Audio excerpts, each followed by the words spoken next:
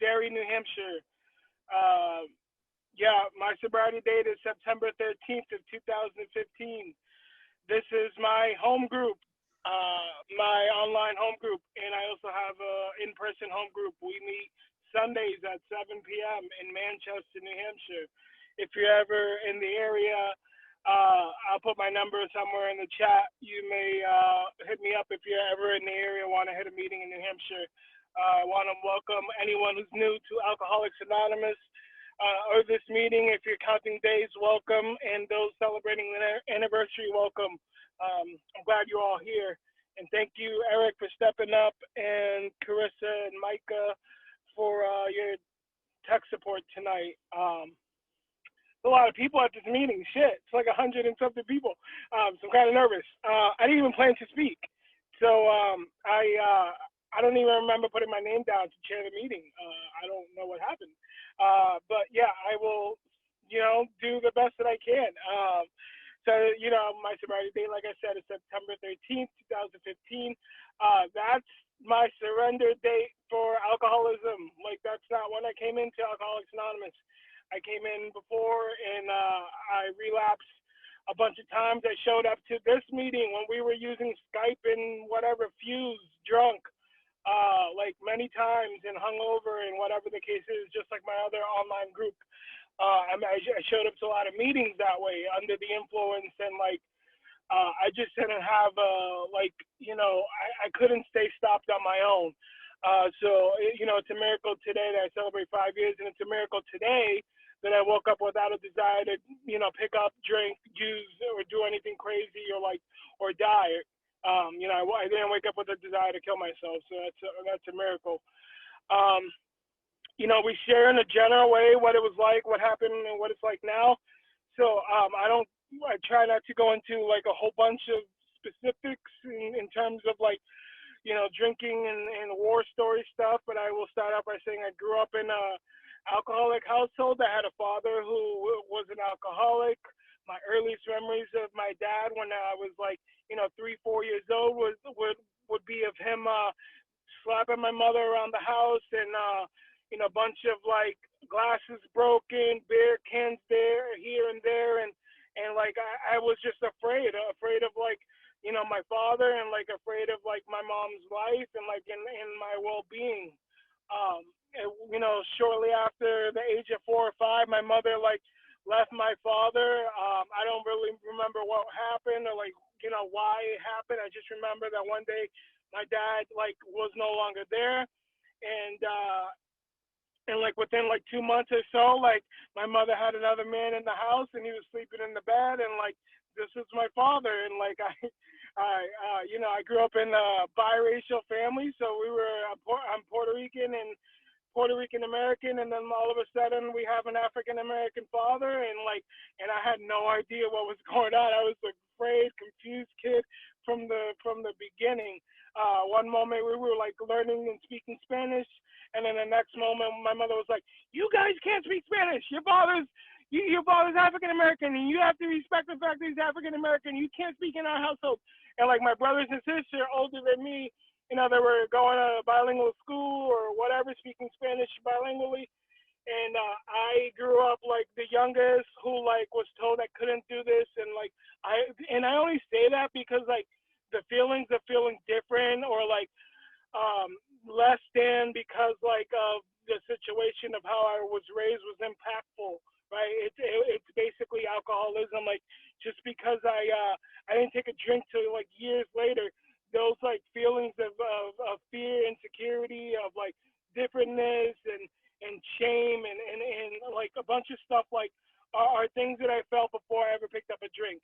And it's important for me to realize that through this process, those same shame, guilt, less than are attributed to my alcoholism, right?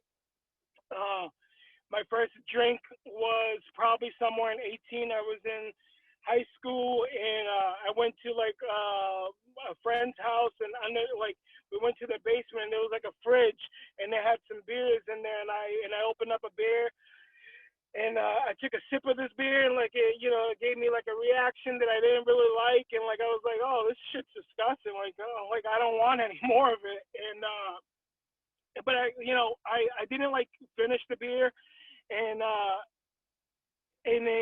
what I felt afterwards was like I felt like shame, and like that I let my family, my mom down, because like I said to myself from like a very early on that like I would never drink, I would never do anything crazy, because like addiction comes in all, like in both sides of my family.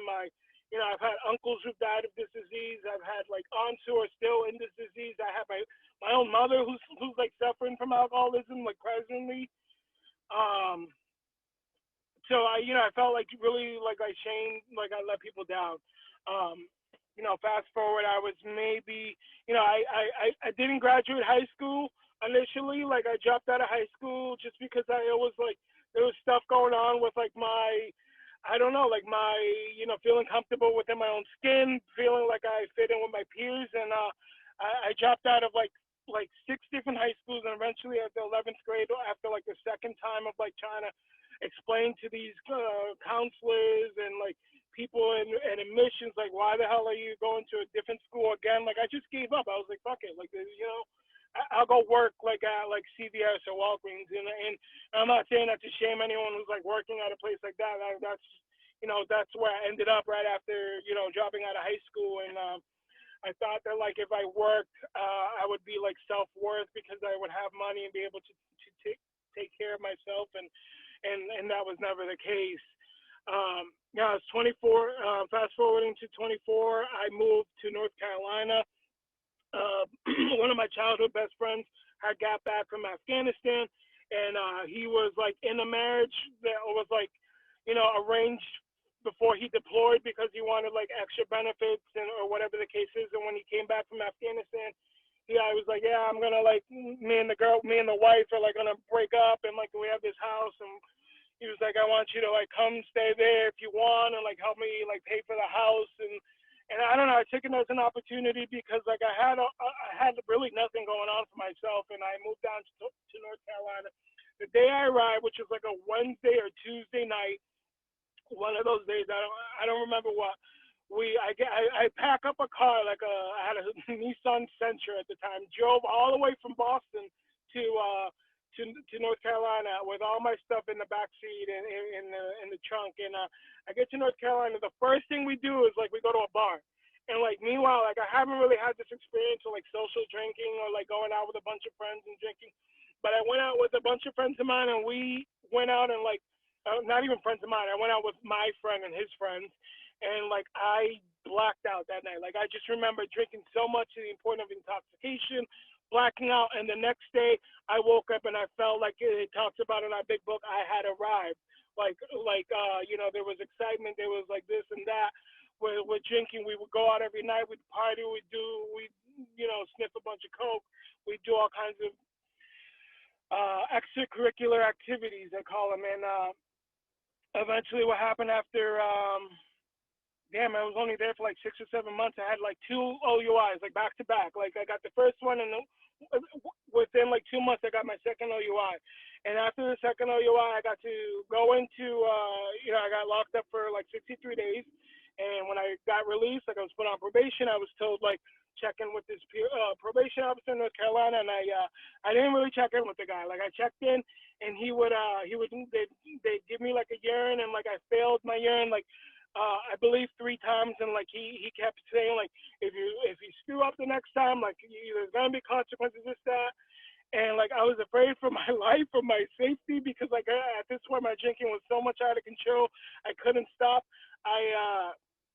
I fled North Carolina. Like I called my mom like any alcoholic child would do. Like I called mommy. I was like, Mommy, I need help. And like mommy bought me a train ticket from North Carolina back to Boston. So here I had an apartment. At that point, I had my own apartment, my car. Like I left everything. Like I just went back to Boston. I was like gonna hide out in Boston and like because I didn't want to get like arrested again or violate or whatever the case is. And I don't recommend that if anyone's in here on probation. I didn't ask the probation officer, and I went down to Boston, and I eventually like I called him. I was like, yeah, I'm in Boston, and he was like, if you don't get your ass to the U.S. District Court, blah blah blah blah, whatever in Boston, like you're like, so needless to say, I went to probation again.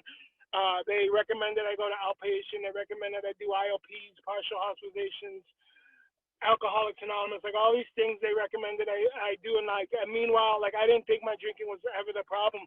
I thought it was just like, I thought that I was just crazy, like depressed or like suicidal and all these things of which I was. But like underneath all those things was alcoholism. And,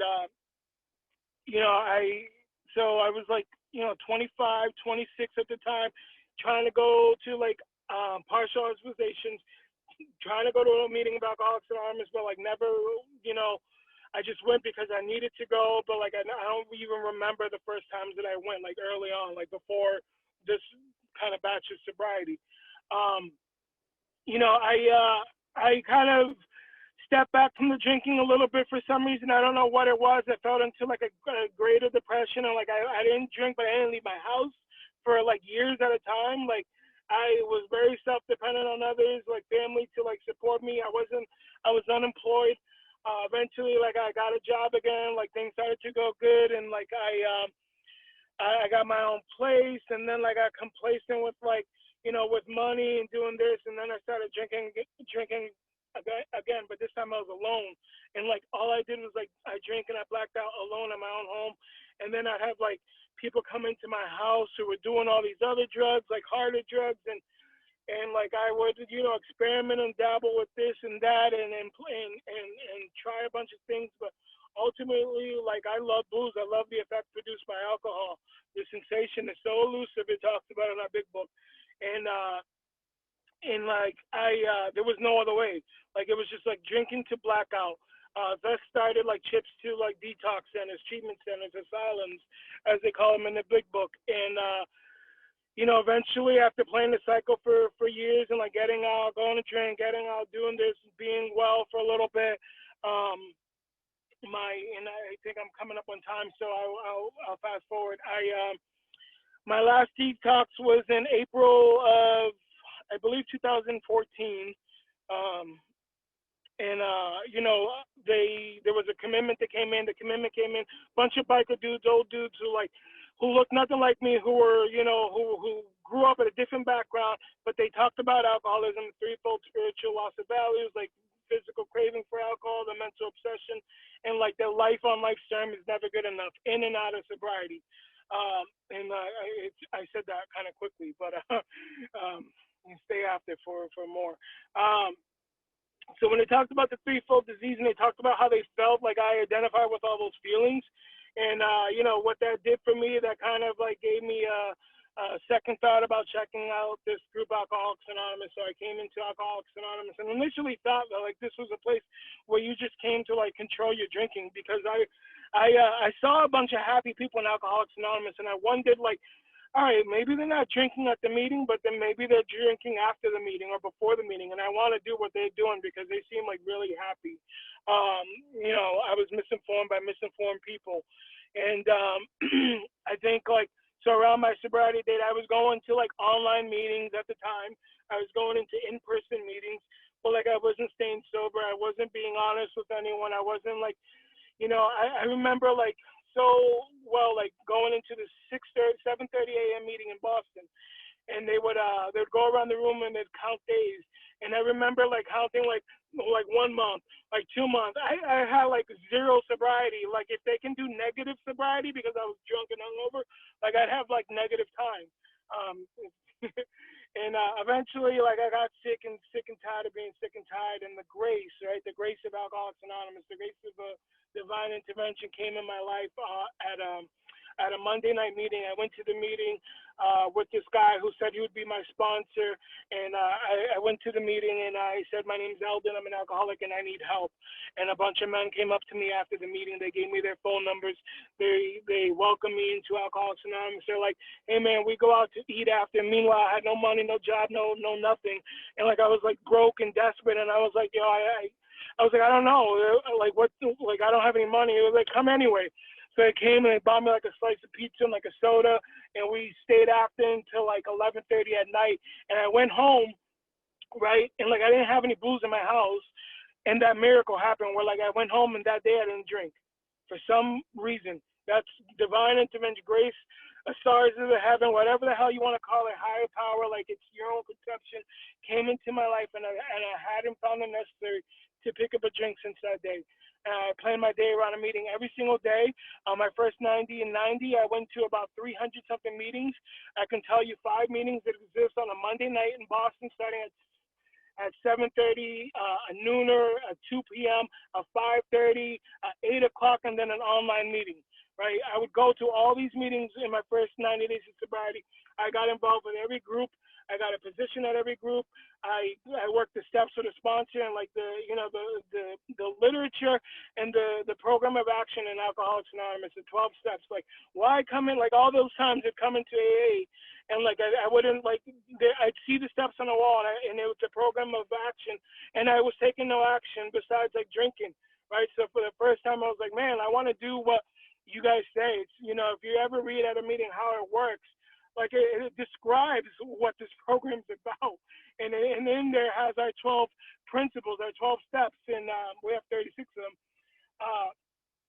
I did the steps, man. I did the steps for the sponsor, and I'm not gonna go through like my step 1, step 2, step 3 experience, but like it's very easy, right? Coming in, I knew I was powerless, that my life's unmanageable. I didn't need like anyone in Alcoholics Anonymous to tell me that. Like it was just a given, right? Step 2, I must have believed in a power greater than myself, because like why else would I come to a meeting of Alcoholics Anonymous? Like why would I sit through an hour-long lecture, whatever the hell you want to call this, meeting, if I didn't believe something? Like I would have just went to the bar or grabbed the next bag, right? If I didn't believe something. So that step 2 experience was done, right? Step 3, made a decision to turn my will and my life care over to the care of God as I understood him. Like my sponsor made it very clear. He was like, man, are you willing to go to anyone to stay sober? He was like, yes. I said, yes. He was like, I need you to go home, get a notebook, and start writing some names. And like, that's how I turned my will and my life over to the care of God. Because no alcohol, like, if you're like me, you're not the kind of person that's going to sit down at a table or wherever the hell you want to sit down and write and look at yourself. That's not within like a drinker of the hopeless variety alcoholic junkie that I was. So like I took those steps. I read it out loud to my sponsor and to God. 6 and 7 was super simple, right? I read the steps 6 and 7 out of the 12 and 12, and he asked me, is there anything that I left out to call him after? The dude left me at his house. Like he just was like, I got errands to run. He was like, when you leave, just close the door and it's fine. Like I didn't go in his medicine cabinet. I didn't go in through his like wallet or kitchen and steal anything, because that's the kind of person I was, right? Some miracle happened, right? 8 and 9, I made a list of the people who were on my 4th step, and 9 make direct amends to those people, right? I'll finish up with saying, 10, 11, 12, continue to take personal inventory, and when we were wrong, probably admitted it, right? I don't practice that every single day. Like when I was about after like doing the steps with the sponsor, like I had about 9 months to a year, like I was practicing that every single day. But I've sort of fallen off of it. But I know, right, that's where I need to go back. I know that's the solution, to continue to take my inventory.